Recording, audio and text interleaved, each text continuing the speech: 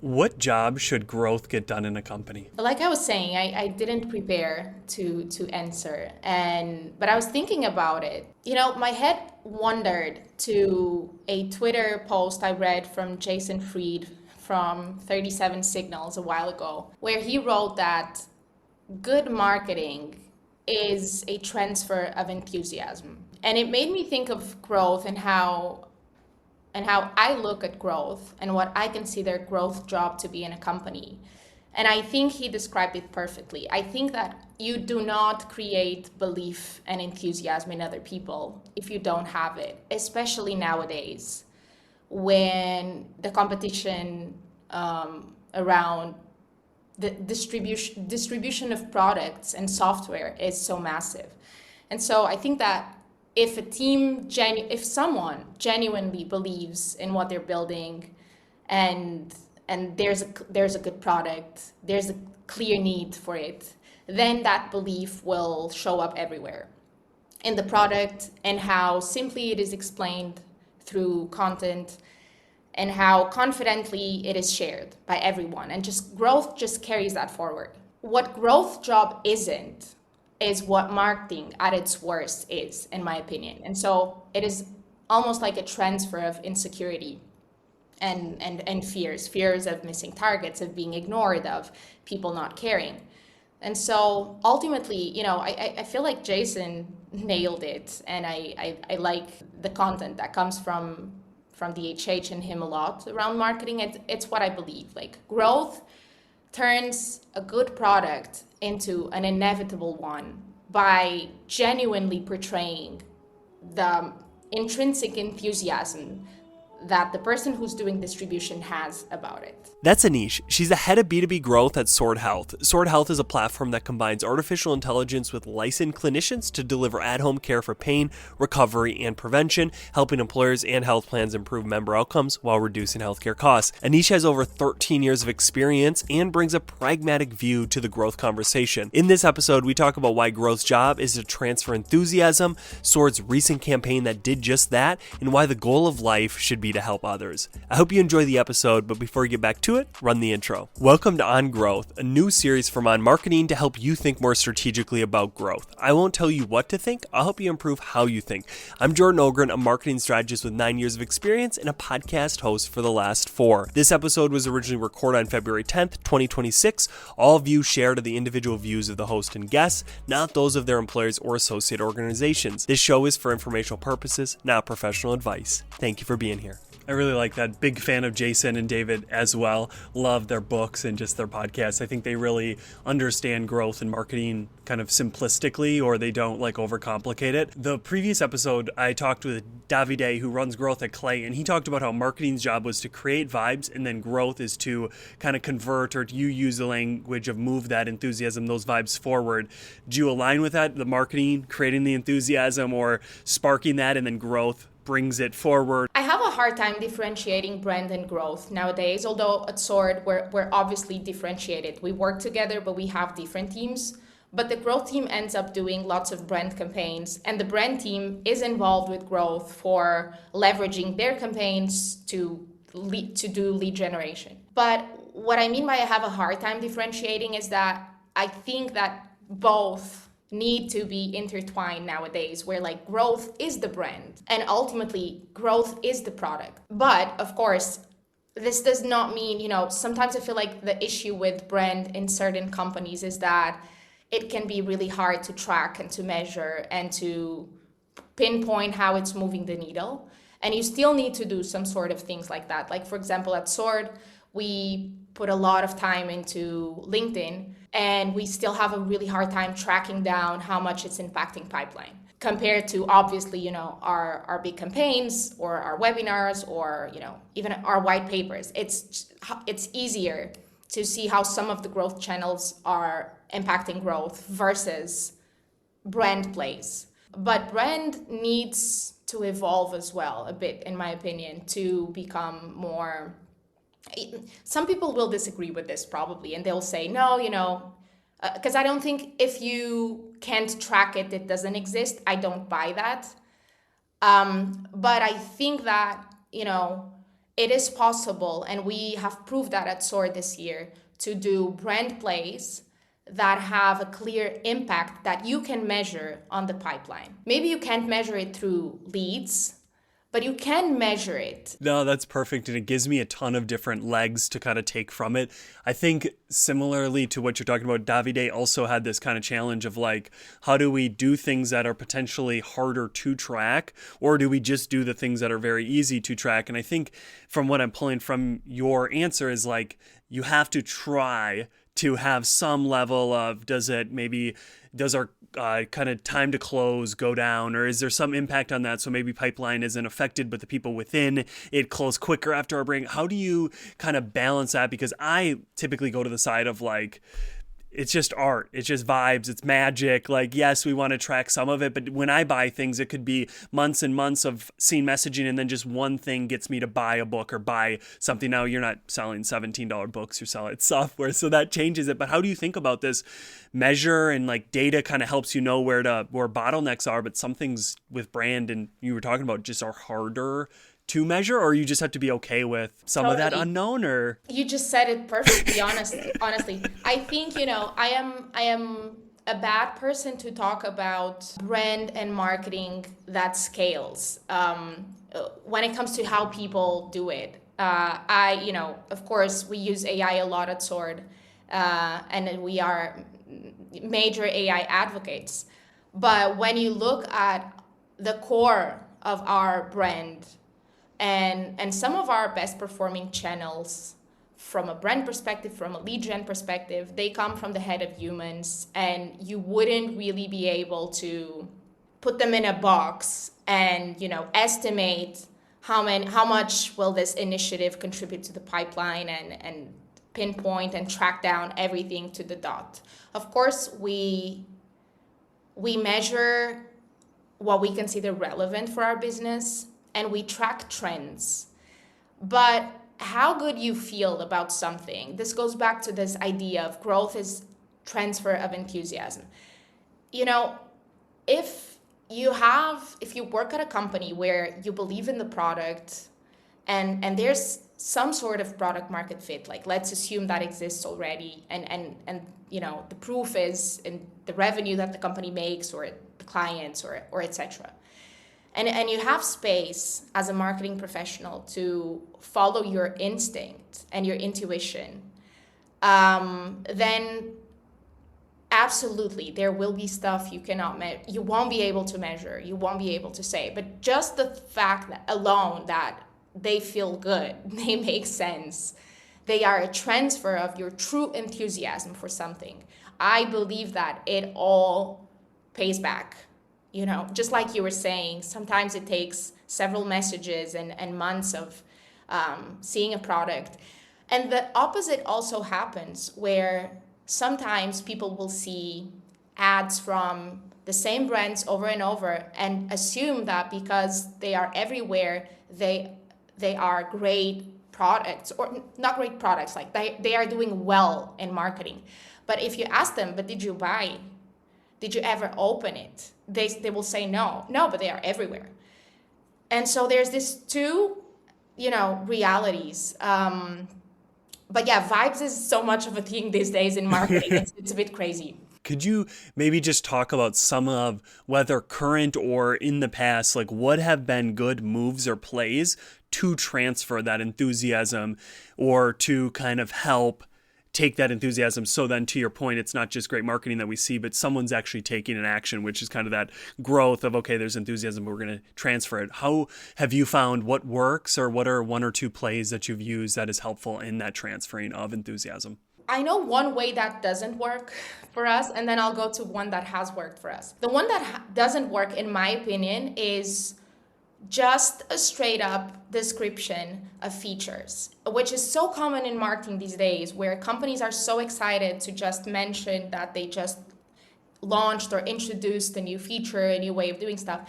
And sometimes lots of people engage with it. The video is really nice, but it doesn't really translate to pipeline. And that's because, my opinion is that people really don't care about your features or, whatever you launch. They care about their problems and how which is very cliche, but still, and we do lots of launches at Sword.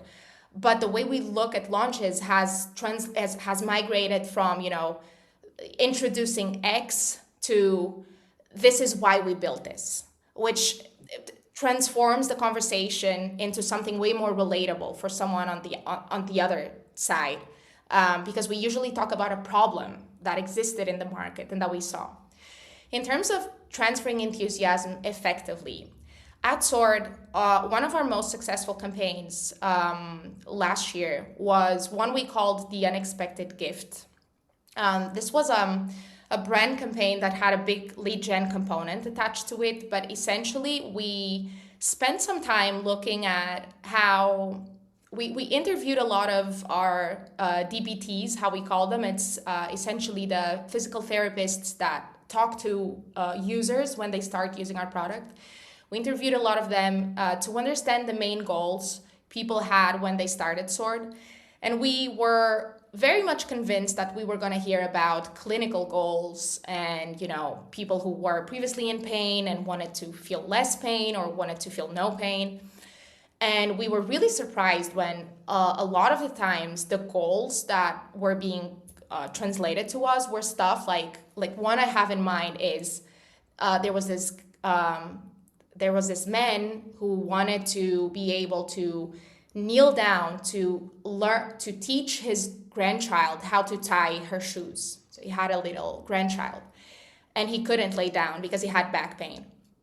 And there were several goals like this, like folks who wanted to do, the simple things in life, like a mother who wanted to go back to carrying her daughter in her arms, but who couldn't because she had pelvic health issues.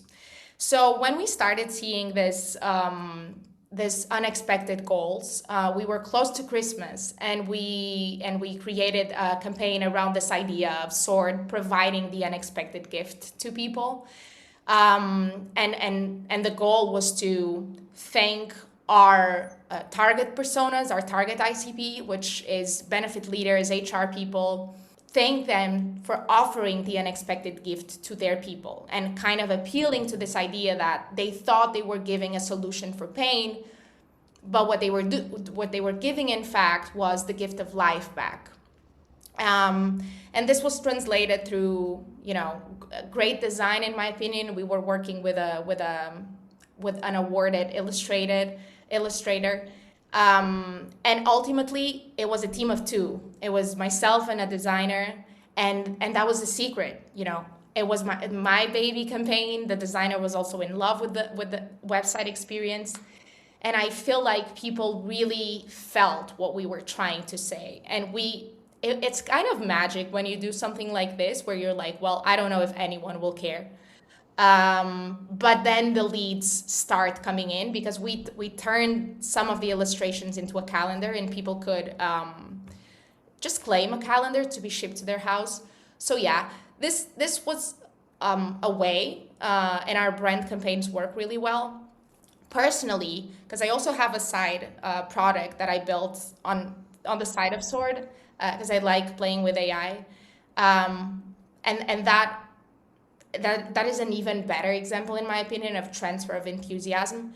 What works when you're really small, because I want this to be relatable for anyone, perhaps you're at a company who doesn't have a lot of product market fit yet, who hasn't found it, or, it's just smaller.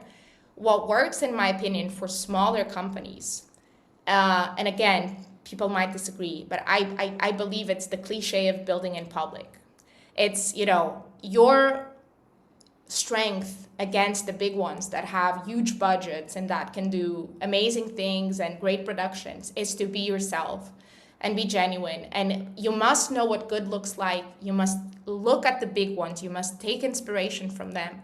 But then, do you as well. And that's what I've been trying to do in my side gig. And it's worked so far. It's very vulnerable, but it works. I love that so much. First off, there's so much gold in there to kind of pull out of when you were talking about the interviews. So you're using customer interviews, you're talking to people, you're not just selling the 2-inch hole on the wall, but you're selling the home, the vibrant living room that's your tool. So it's that jobs to be done thinking of. We're not selling the first level job of like, give me this info, but what does that unlock? And then you're continually going aspirationally of like, I can reach down and help my daughter, my granddaughter, which then becomes a universal problem, a universal need versus like your features and how quick your AI can tell me whatever. So I love that because I think so many times we avoid, Seth Godin says, or someone says closest to the customer wins. And I've constantly thought of that of like, wow, that's so true. The closer I am to them, Aunt Hanley says you should be able to write their journal. You should be able to write their innermost, deepest, darkest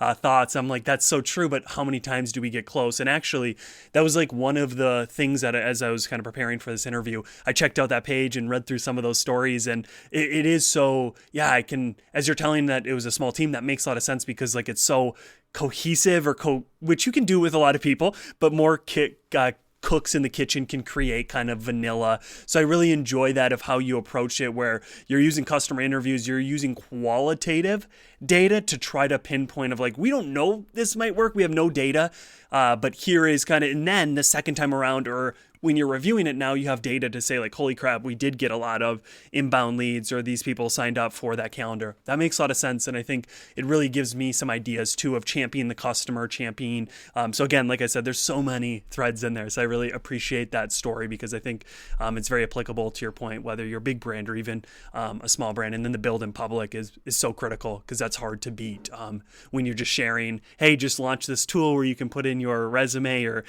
duplicate it to a job. I checked that out as well. And I thought it's cool that you're doing kind of duality of like in your work, you're doing these things. And then on the side, you're also deploying some of these same mental models of growth, transferring enthusiasm, all of those things. Yeah, exactly. Awesome. Well, I think I could talk to you forever, probably about growth and marketing, and maybe in the far future we can get a chance. But are you ready to kind of flip over to the life side, maybe the more important part of this conversation? Totally. Awesome. This will be your answer only. You can't answer for everybody, so keep that in mind. But for you, what job should life get done? Or better put, when you're at the end of your life, how do you know that it was a life well lived? What defines that for you? I'm a mother, and I think that shapes the answer to this question.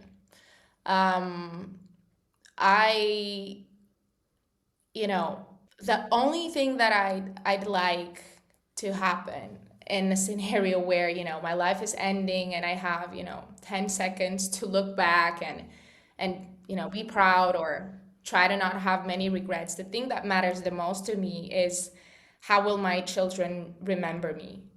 And will they think of me as, a good mother and someone who tried her best, a good enough mother, which is so hard to grasp sometimes. And I know it's probably the same for fathers. Maybe not, but mothers carry a lot of mom guilt when they work, maybe even when they don't work.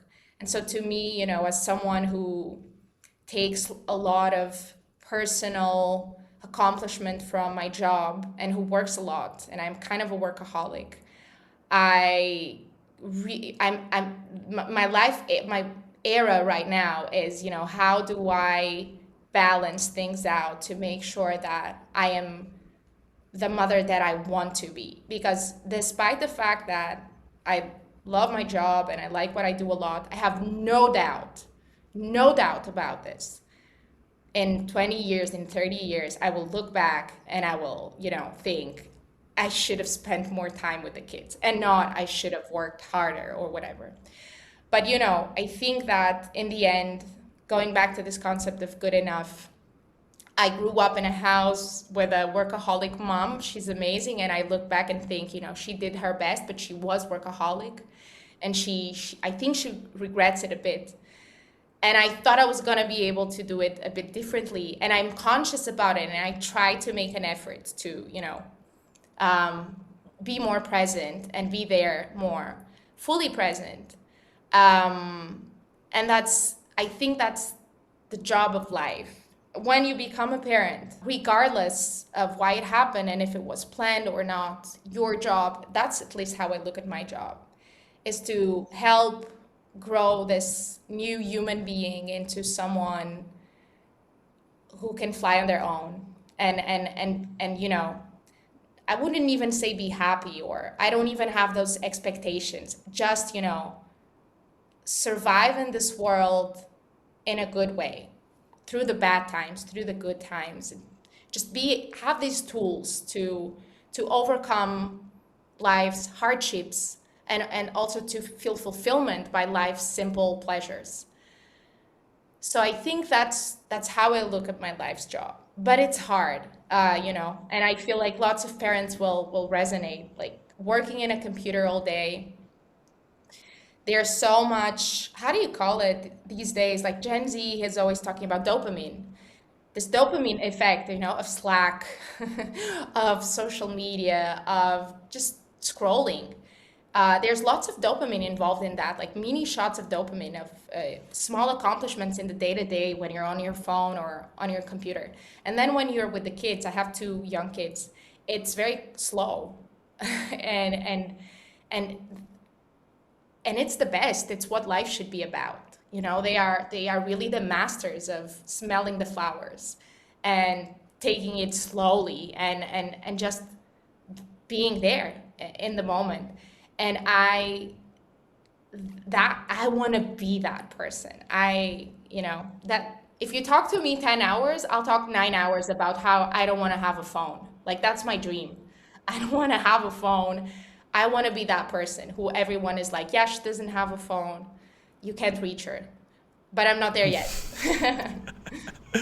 With the outcome of that allows you to be overtly present and there versus chasing the dopamine that comes with the phone or the challenges. Yeah, that makes a lot of sense. And just this fact of, to your kind of answer of having your children, you didn't phrase it this way, but be proud of you, or look at you at the end and say she made the right decisions, or she made the hard decisions, but they were right for us. And yeah, I find that so hard when you have your own parents who provided a model, whether good or bad. And what I've learned in my life is sometimes different generations have to do different things to get the next generation to a point where, for example, my father, he wasn't home. I didn't see him much, but the way that he worked allowed us to have a middle class growing up, which gave me opportunities and so many things. But now I don't need to repeat that playbook, because now I freelance. I can do different things, which allow me to be more open. So I don't need to be like, oh, my dad worked so hard and he came home at 6 every day, went in at 6, and I need to do that same thing, versus being like, what is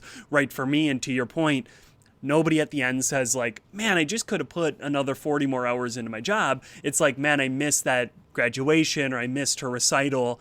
That truly haunts us. So I love minimizing those regrets is somewhat what you're trying to do with that, of like having them be proud of you when you're at the end. That makes a lot of sense. Yeah, absolutely. What would it have been before you became a parent? I think it's very fascinating how it is like, I have a 14-month-old, and it's very fascinating because I try to almost live in both worlds, where it's like, and I've said this on this podcast, so the 5 people who routinely listen to this have heard me say this so many times, but like, I don't want my daughter only to feel my love. I want her to witness me loving another, so then she can also realize, because I'm a big follower of Christ the way, and there's these verses that make me point of like Jesus saying, my mother and my brother are with me. When someone's like, yo, your mother and brother are outside, they're waiting for you, and he's in a room with people, and he's like, these are my mother and my brother, because family can be an inhibitor, that I drive past someone walking on the street that isn't my brother, I don't stop. But man, if my brother's walking with a coat over his head or a blanket and he's experiencing homelessness,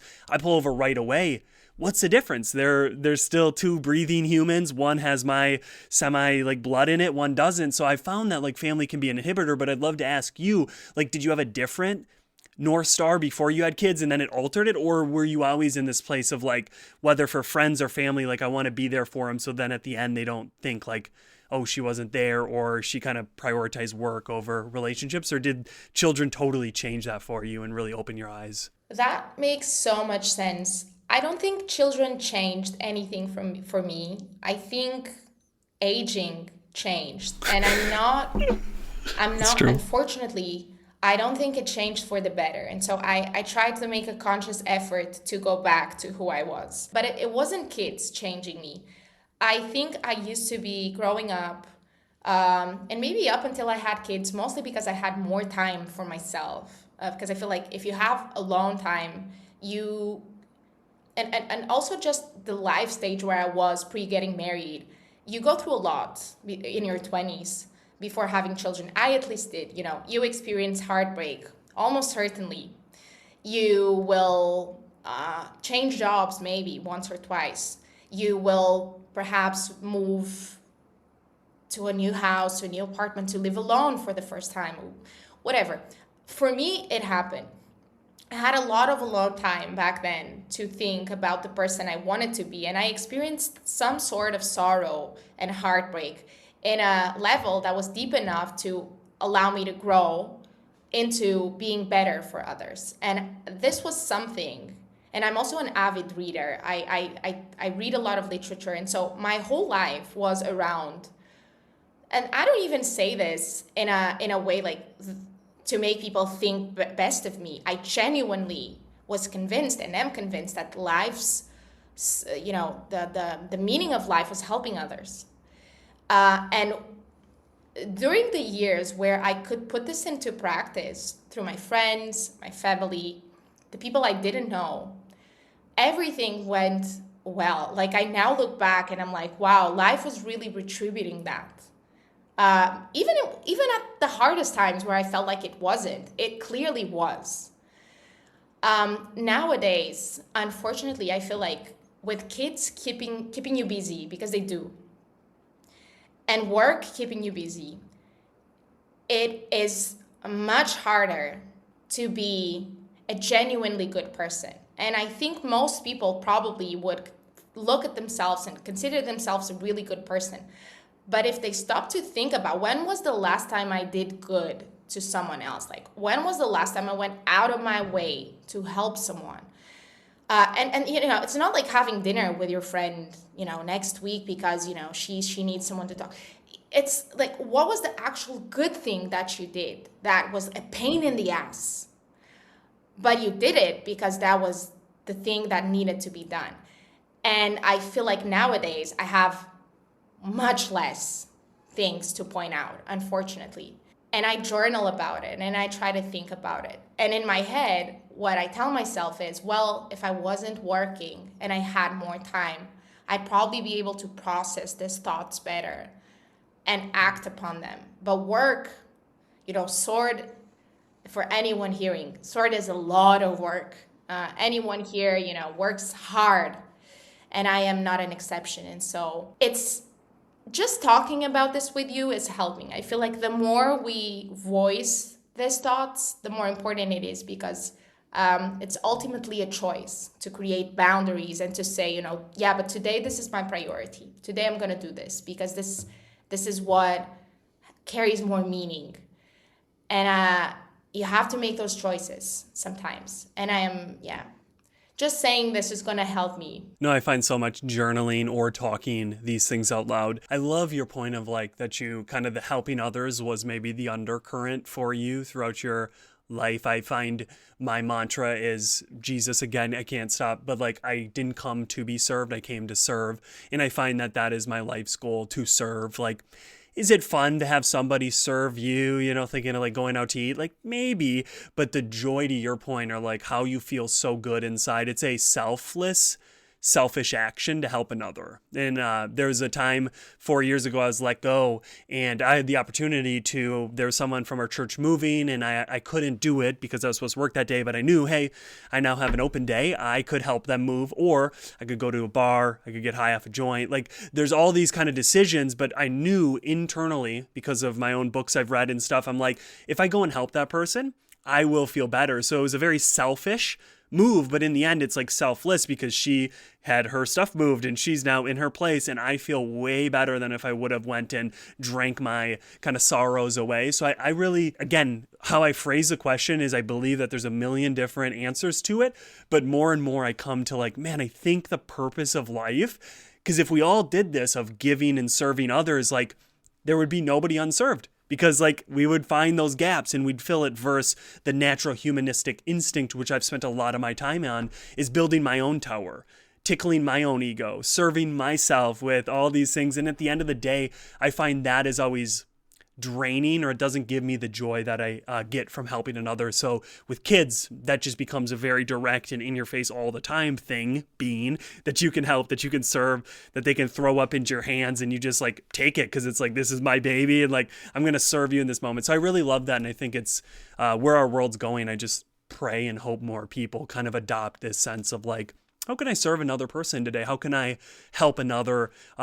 And then you get helped too, because I believe in kind of karma, or that goodwill comes around. So I really like that answer. And to your point, the kids, you are totally right. Kids are a great opportunity to learn this humbleness and to serve. I am probably very harsh on myself with this idea, with the idea that I have about, needing to be more present and etc. And I say this as someone who, makes a huge financial effort to keep my kids at home until they're 3 with a nanny. I work from home. I don't take anything. I don't take any non-remote job. And I will do whichever sacrifices are needed to have my kids close to me and to do best by them. But I mentioned sacrifice, and it was the wrong word, because what you were saying made me think about it.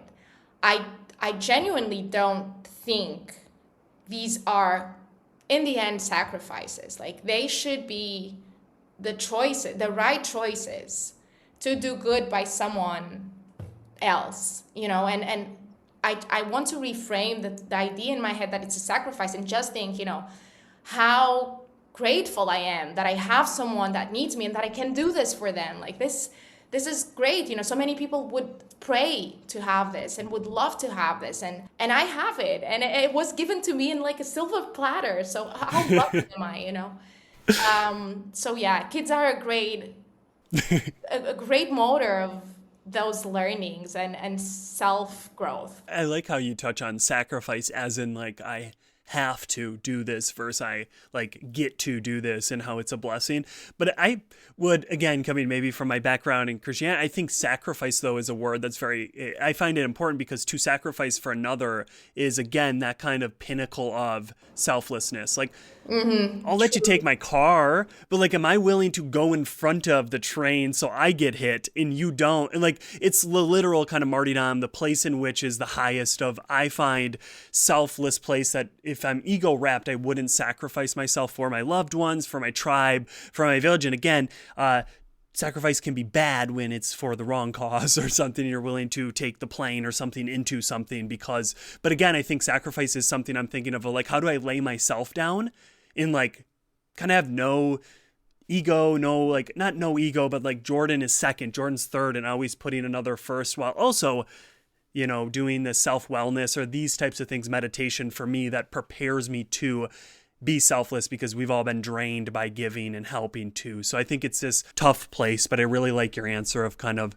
trying to help another or serving others versus like, how can I get served, or how can I build up my tower? Yeah, no, I like that a lot. It also helps with relationships. So many of the problems that we see nowadays, and all times for sure, and when it comes to relation, because I don't think these things change with time, but so many of the problems that arise in relationships come from, our expectations towards the other party. But I'm a big fan of the School of Life content from Alain de Botton. I don't know if you know them, but one thing that is recommended when you are feeling like you're lacking something, besides communicating that, of course, is trying to think, okay, how can I be the thing that I'm lacking to this other person? And lead by that example. I genuinely try to think that way with my partner, for example. And yeah, and I think that's very important as well. To your point, it can be a sacrifice, but sometimes a sacrifice is also a blessing. Just, to ask yourself, on top of the expectations, okay, but how can I provide for them? What would be important for them? Because I want to be that person in this relationship. I love that so much. Well, again, I think we could probably talk about life forever. So a final question that I'd like to ask, with AI, with so many things changing our world, maybe with me, go 15 years in the future. What do you hope we still have then, 15 years from today, that we, maybe not even today, maybe it was 2019 that we last had this, but like in the relative 5 years, like what is something that you hope we retain or we keep in 2040 or whenever 15 years is from 2026? I'm going to say a very cliche one that I believe will still be around, and that's physical books. I'm a very physical books person. Um, But I think that with the rise of AI, what we will see in 10, 20, 30 years is actually the opposite of what AI will stand for and allow us to do, which is to live more lonely, to live more isolated, to be more self-sustained. I think that, people will crave more, and I see that already. People will crave more community. They will crave more um, presence, and the opposite, the other side of the spectrum of what AI will bring. So, if something will become really easy and really practical to obtain, we can think even about the I don't know, the photos, taking photos on your phone, whatever, but then you never look at them because you have like 1,000. But the photos you took with your camera, and it was a pain to bring the camera along, but you look into the ones you printed, it was a lot of work, and they have a lot of meaning. So I think that this is human nature, and I would hope to see that happen, and I think it will happen. I think deep down, the feelings people crave, the human feelings people crave, don't change with times, and so we will all be closer together, hopefully, in 20 years, and less screen time. Yes, I'm pulling for that future. And if anybody's watching this on YouTube, you can see behind me, I'm also team physical book. So I hope as well we never leave that. Nothing better than that book in hand. And True. to your second point, nothing better than a friend across a table from you, just connecting over coffee or lunch. So I'm pulling for that. But thank you so much for coming on and sharing your wisdom and your humanity. I learned a lot from this. So thank you so much. Thank you for hosting me, and likewise, I really enjoyed the conversation. Hope I didn't speak too much. No, never. And this is the end of the podcast. What one idea or topic of conversation stood out to you today? Write it down, share it with a friend, post it on social. The main thing is take action. That's how we go from theory to mastery. We need to practice. We need to put it into practice. Thank you for listening and being here, and I hope you tune in next week.